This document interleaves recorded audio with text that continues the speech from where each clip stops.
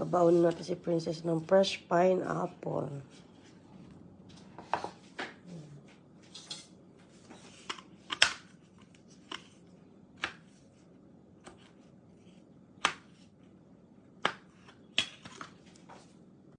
Babaon din siya natin ng papaya.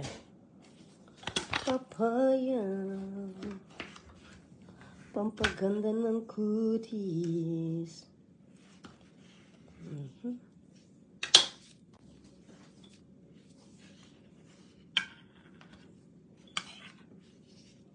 Papaya. Babaonan din natin siya ng melon.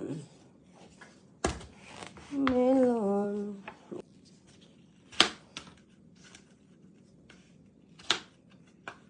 Maganda dito siya.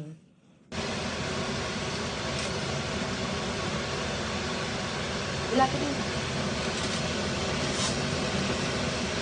Ito yung papabaw. Ikat natin to. Cheese yung laman. Masarap to. Lagay ko din. Nabaunan ko din si Princess ng rice, beef steak, but small slice only. Ayan, tapos konting rice.